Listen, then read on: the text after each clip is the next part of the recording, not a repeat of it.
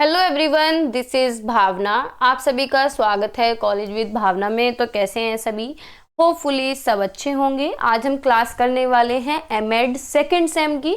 ये second same का fourth paper है, यानी आपका लास्ट पेपर है CC8, जिसका नाम है एजुकेशनल टेक्नोलॉजी एंड ICT। इसके अंदर सारी चीज़ें टेक्नोलॉजी से रिलेटेड, एजुकेशनल टेक्नोलॉजी क्या होती है, टेक्नोलॉजी क्या है, approaches, type, faces of learning, levels of teaching, ICT क्या होता है, सारी चीज़ें यही आपको देखने के लिए मिलेंगी। तो अगर चैनल पे नए हैं तो लाइक शेयर सब्सक्राइब कर लेना। बाकी जहां आप एमएड ग्रुप में जुड़े हुए हैं, देखो एक तो मेन ग्रुप होता है कॉलेज का और दूसरा सारे बच्चों का एक अलग से ग्रुप होता है, तो वहां आप वीडियोस को शेयर कर दिया करें, ठीक है। बाकी जो लोग नोट्स जिन्होंने नहीं लिए हैं रहते हैं जो लोग, वो लोग नोट्स ले लीजिए, क्योंकि अभी टाइम है एग्जाम में, तो आप आराम से पढ़ सकते हैं।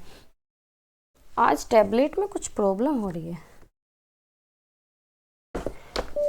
नोट्स के लिए आपको कॉन्टैक्ट नंबर मैंने आपको दिया हुआ है 790 690 1757। ये टैबलेट में कुछ प्रॉब्लम आ रही है, पता नहीं क्यों नहीं चल रहा। मे भी अब चल जाए, चल गया। देखो ये कॉन्टैक्ट नंबर है 790 690 1757, ठीक है। आप मुझे व्हाट्सअप मैसेज कर सकते हैं, सभी के मैसेजेस का मैं रिप्लाई करती हूँ, ठीक है। क्लासेस आपके फ्री हैं, नोट्स आपके पेड हैं, और पेड में भी इतना ज़्यादा अमाउंट नहीं है, बहुत ही मिनिमल अमाउंट मैंने रखा है कि आपको रिग्रेट नहीं होगा नोट्स लेने के बाद, ठीक है। तो स्टार्ट करते हैं एजुकेशनल टेक्नोलॉजी यानी शैक्षिक प्रौद्योगिकी। पहले टेक्नोलॉजी समझते हैं कि टेक्नोलॉजी क्या होता है। भाई नाम से हम क्या समझते हैं? टेक्नोलॉजी कोई भी टेक्निक हो सकता है ना। तो टेक्नोलॉजी जो है ना, दो शब्दों से मिलकर बना है, टेक्निक और लॉगिया, ठीक है। टेक्निक का मतलब होता है कोई भी आर्ट या स्किल। जैसे हम कोई भी टेक्निक से काम करते हैं कि भाई हम इस टेक्निक से इस काम को कर सकते हैं, तो वो क्या होती है? हमारी कला ही तो होती है। सबकी काम करने की टेक्निक अलग अलग होती है। कहते हैं ना कि इसके काम करने की टेक्निक अलग है, मेरे काम करने की टेक्निक अलग है, यानी सबकी स्किल्स अलग अलग होती है। तो टेक्निक होती है आर्ट यानी कला, और लोगिया मीन्स होता है स्टडी और साइंस। या तो सिंपलेस्ट मीनिंग क्या होगा टेक्नोलॉजी का? Science of study of an art और स्किल, ठीक है।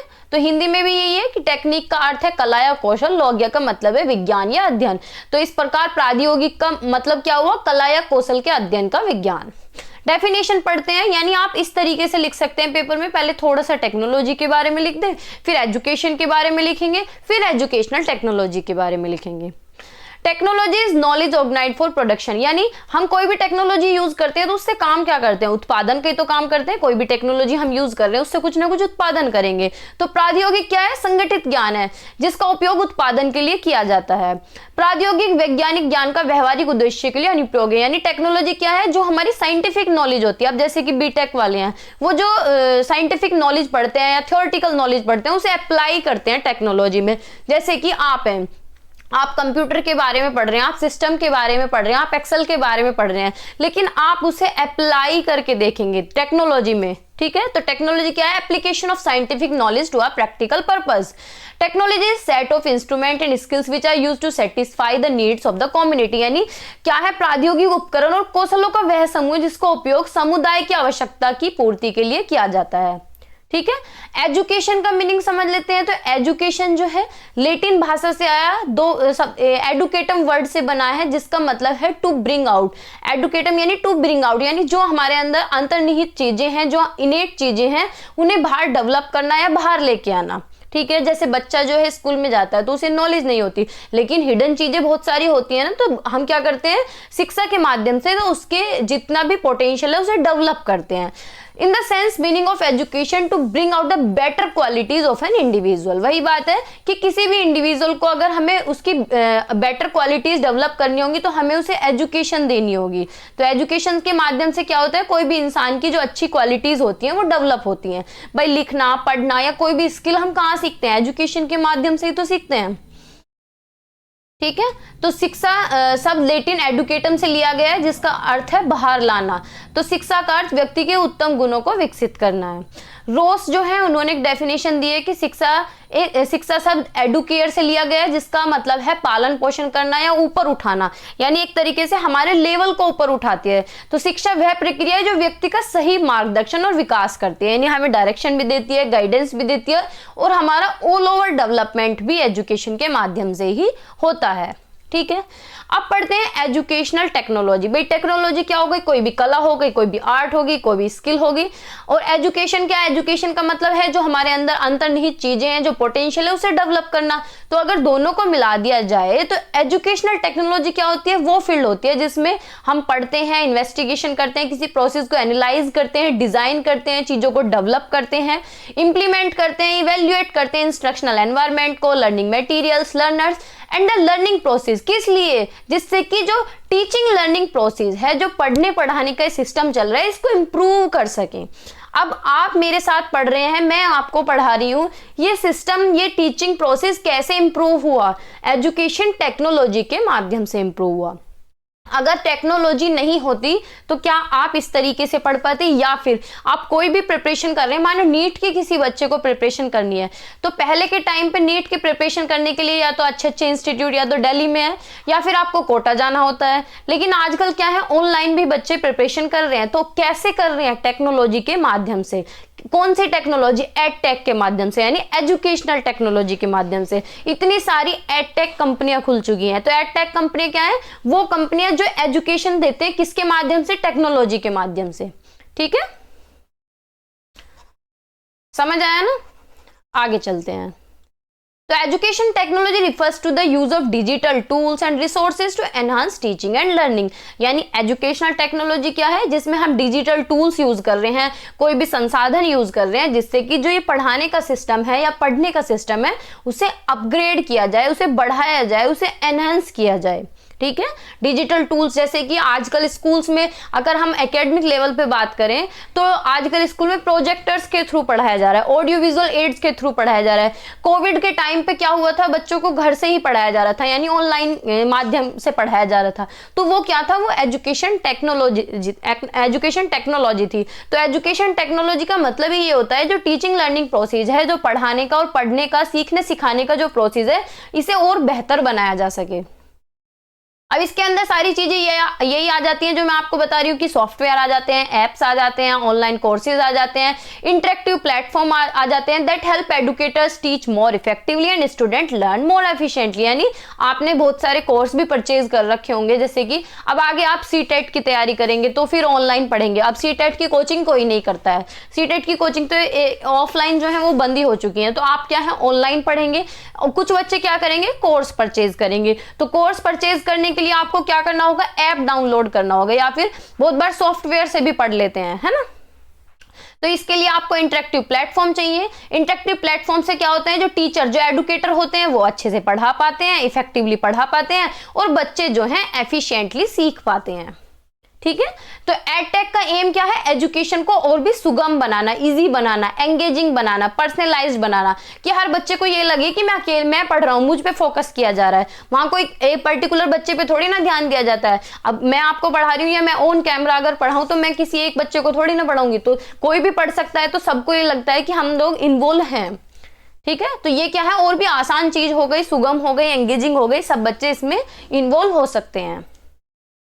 तो एडटेक का उद्देश्य ये है, जो प्रौद्योगिकी है, एजुकेशनल टेक्नोलॉजी, इसका उद्देश्य ये है कि एजुकेशन को और सुलभ, रोचक और व्यक्तिगत बनाना है। ठीक है, शैक्षिक प्रौद्योगिकी की कुछ डेफिनेशन है। एजुकेशनल टेक्नोलॉजी में be defined as the application of laws as well as recent discoveries of science and technology to the process of education. भाई जितनी भी डिस्कवरी हो रही है साइंस की, या लॉज कोई भी डेवलप हो रहे हैं, तो उन्हें एजुकेशन के फील्ड में अप्लाई करना ही एजुकेशन टेक्नोलॉजी कहलाता है। ठीक है, अब जैसे कि ऑनलाइन का सिस्टम है, पहले इंटरनेट आया, लैपटॉप है, कंप्यूटर है, ये तो काफी टाइम से चलते आ रहे हैं, लेकिन पहले थोड़ी ना ये सिस्टम था। तो इन्हें हम इंप्लीमेंट कर रहे हैं, इन्हें हम अप्लाई कर रहे हैं, तभी ये क्या बन गया, एजुकेशन टेक्नोलॉजी बन गई। पहले ये खाली क्या था, टेक्नोलॉजी था। ठीक है, हमने इसे एजुकेशन में यूज कर लिया, तो ये एजुकेशन टेक्नोलॉजी बन गया। तो एजुकेशन टेक्नोलॉजी क्या है, जितने भी साइंटिफिक प्रोसेस हैं उन्हें अप्लाई करना, जिससे कि जो लर्निंग आउटकम्स हैं, लर्निंग कंडीशन है, वो अच्छी हो जाए। क्या हो गया पेन को। एजुकेशन टेक्नोलॉजी क्या है, application of scientific knowledge about learning to practical learning situation. सबने अपने अपने व्यूज रखे हैं, डेफिनेशन दे रखे हैं, ब्लूमर ने, रॉबर्ट ने, तो कोई भी डेफिनेशन आप अपने अकॉर्डिंग लिख सकते हैं कि शैक्षिक प्रौद्योगिकी अधिगम से संबंधित है, यानी सीखने से संबंधित है, वैज्ञानिक ज्ञान को व्यवहारिक शिक्षण परिस्थिति में लागू करने की प्रक्रिया है। यानी जो हमारी प्रैक्टिकल नॉलेज है, जो हमारी साइंटिफिक नॉलेज है, उसे हम क्या कर रहे हैं, अप्लाई कर रहे हैं, ताकि क्या हो सके, जो पढ़ाने का प्रोसेस है, जो एजुकेशनल प्रोसेस है, वो और भी अच्छा हो जाए। अब इसकी कुछ विशेषताएं देख लेते हैं। कैरेक्टरिस्टिक ऑफ एजुकेशनल टेक्नोलॉजी, यानी शैक्षिक प्रौद्योगिकी की विशेषताएं। विशेषताएं क्या होंगी कि जो एजुकेशन टेक्नोलॉजी है, जो शैक्षिक प्रौद्योगिकी ने विभिन्न विधियों के विकास में योगदान दिया है। बहुत सारे मेथड्स आए हैं। अब चलो अपनी हमारी बात कर लेते हैं। मतलब हमारे टाइम पे भी 11th 12th तक 10th तक तो प्रोजेक्टर आ गए थे, लेकिन उससे पहले की अगर बात करें, जब आप 4th 5th में होंगे या फर्स्ट क्लास में होंगे, उस टाइम पे क्या ऑडियो विजुअल एड्स थी? नहीं थी, है ना।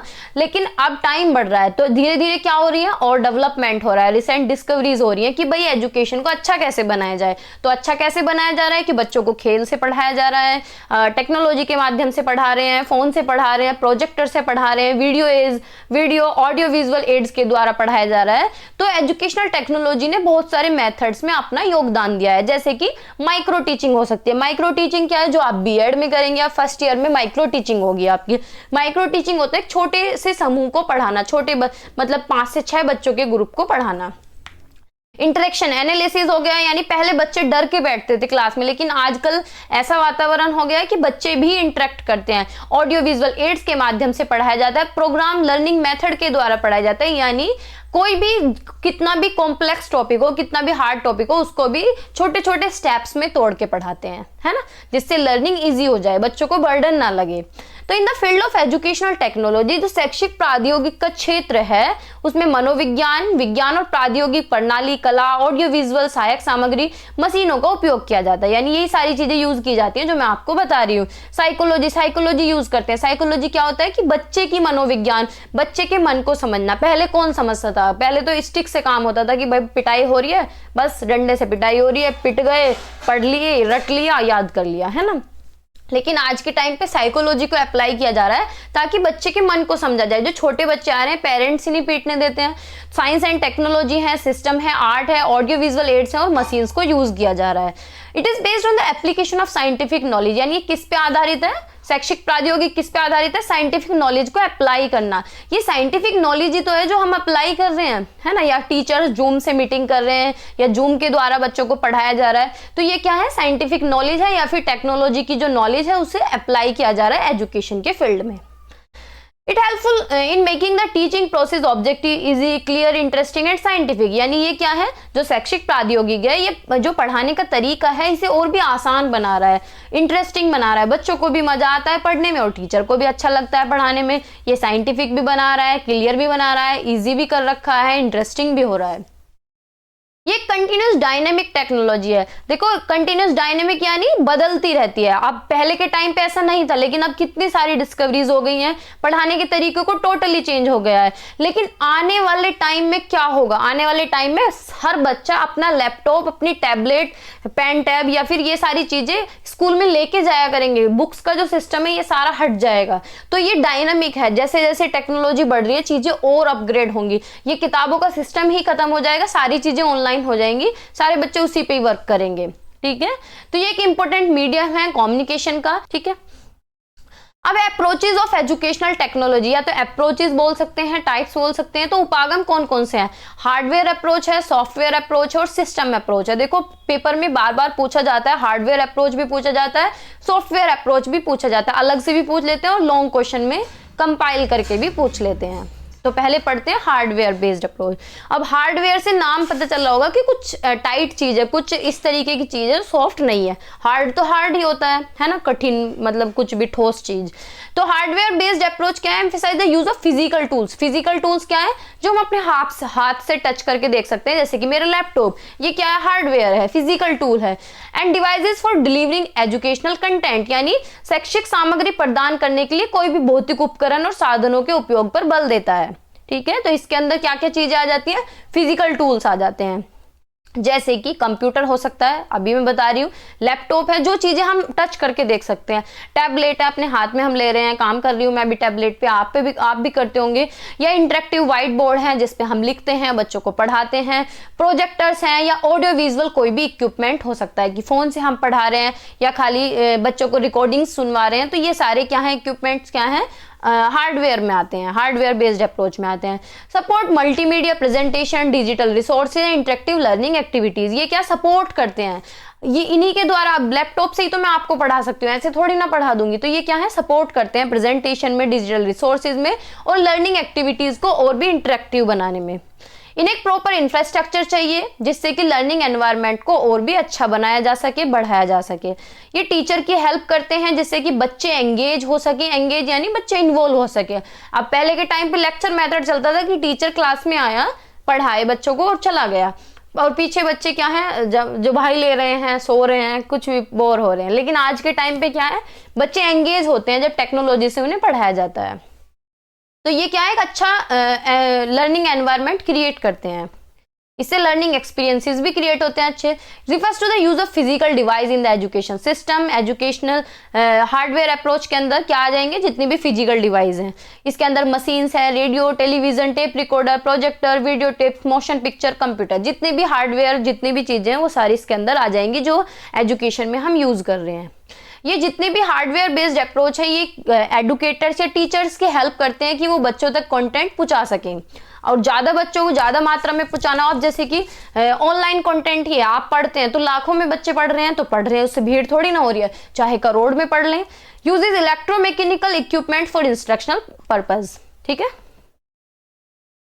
फिर है सॉफ्टवेयर बेस्ड अप्रोच। अब नाम से ही पता चला है सॉफ्टवेयर यानी कोई चीज सॉफ्ट हो सकती है जिसे हम टच नहीं कर रहे हैं। तो इसका फोकस किस पे होता है, डिजिटल एप्लीकेशन, एप्स जो हैं, मतलब एप्स जो हैं वो किसके अंदर होंगे, हार्डवेयर के अंदर तो होंगे। अब लैपटॉप है, इसी के अंदर तो एप्स है ना सारे, जिससे मैं कंटेंट डिलीवर करती हूँ, क्रिएट करती हूँ, मैनेज करती हूँ, है ना। तो इसके अंदर लर्निंग मैनेजमेंट पूरा सिस्टम आ जाएगा, सारे एप्स आ जाएंगे, यानी जो अंदर हैं, जो हमारे लैपटॉप या फोन के अंदर, आपके फोन के अंदर फेसबुक हो सकता है, इंस्टाग्राम हो सकता है, और क्या चलाते हैं, क्या बोलते हैं उसे, चलो गूगल ही मान लो, या फिर और भी बहुत सारी एप्लीकेशन हो सकती हैं, राहु वाहू, पता नहीं बहुत सारी एप्लीकेशन होती हैं, ऑनलाइन प्लेटफॉर्म, वो टिकटॉक, टिकटॉक जो भी जो चल रहा है, टिकटॉक, टकाटक, online platform, simulations and game based learning tools. और गेम हो सकते हैं वो फ्री फायर, और कौन सा गेम है जो बच्चे खेलते हैं, जो भी है इसमें गेम बेस्ड लर्निंग टूल्स हो सकते हैं। तो वो सारी क्या हो गई, सॉफ्टवेयर बेस्ड अप्रोच हो गई, ठीक है। या पढ़ाई के भी कोई भी ऐप हो सकते हैं।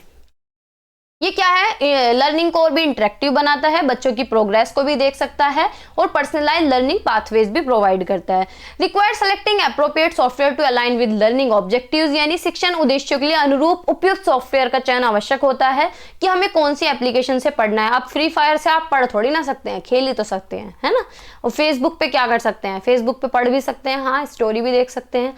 तो इस तरीके से हमें देखना भी होगा कि कौन से हमारे लर्निंग ऑब्जेक्टिव्स के लिए अच्छा है, उपयुक्त है। पारंपरिक कक्षा शिक्षण से पूरे शैक्षिक संसाधनों की उपलब्धता को विस्तारित करता है, यानी एक्सपेंड करता है एजुकेशनल रिसोर्सेज को बियॉन्ड ट्रेडिशनल क्लासरूम। यानी पहले के टाइम पे क्या था, ट्रेडिशनल क्लासरूम था, लेकिन उससे ऊपर लेके आया है अभी, यानी अपग्रेड हो गई सारी चीजें। फोकस करता है डिजिटल एप्लीकेशंस पे, प्रोग्राम्स पे। Influenced by behaviourist theories including Skinner, programme learning. ऐसा ही नहीं, एक दिन का कोई काम नहीं है कि आज ही डिस्कवरीज हुई हैं और आज ही एप्स आ गए, आज ही एजुकेशन टेक्नोलॉजी हो गई।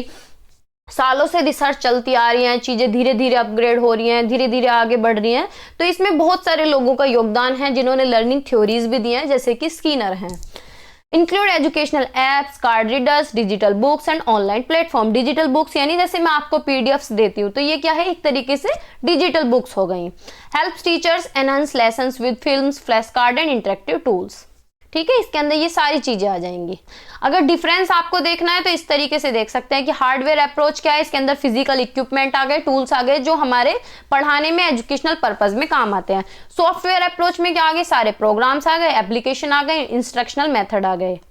देखो यहाँ ना ये कट गया, जैसे साइड में किया होगा ना कॉपी पेस्ट, इस तरीके से कुछ वर्ड निकल गए। इंस्ट्रक्शनल मटेरियल्स आ गए जो टीचिंग में यूज हो रहे हैं। कंपोनेंट्स क्या है, इसके अंदर कंप्यूटर, प्रोजेक्टर और ऑडियो विजुअल एड्स और वीआर हैंडसेट, माइक्रोफोन, टैबलेट्स, ये सारी चीजें आ गई। Digital lab. सॉफ्टवेयर में ई लर्निंग सॉफ्टवेयर आ गए, साइमुलेशंस आ गई, और लर्निंग मैनेजमेंट सिस्टम आ गया, देखो, एंड डिजिटल कंटेंट, ठीक है। हार्डवेयर फोकस करता है किस पे, टेक्नोलॉजी बेस्ड टूल पे।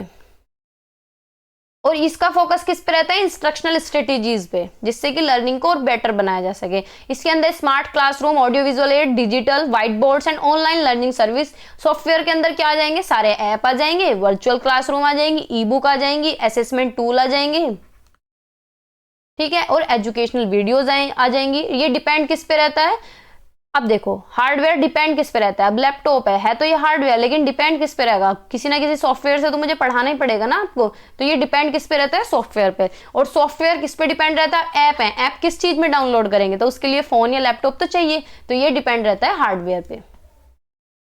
अब हार्डवेयर अप्रोच एक्सपेंसिव होती है, क्योंकि लैपटॉप हो, फोन हो, सब क्या है, हजारों में आते हैं, कोई 20,000, 50,000, 1 लाख इस तरीके से आते हैं। लेकिन जो ऐप हैं वो अफोर्डेबल होती है, उनके लिए हमें क्या होता है, बस डेटा चाहिए होता है फोन में या लैपटॉप में।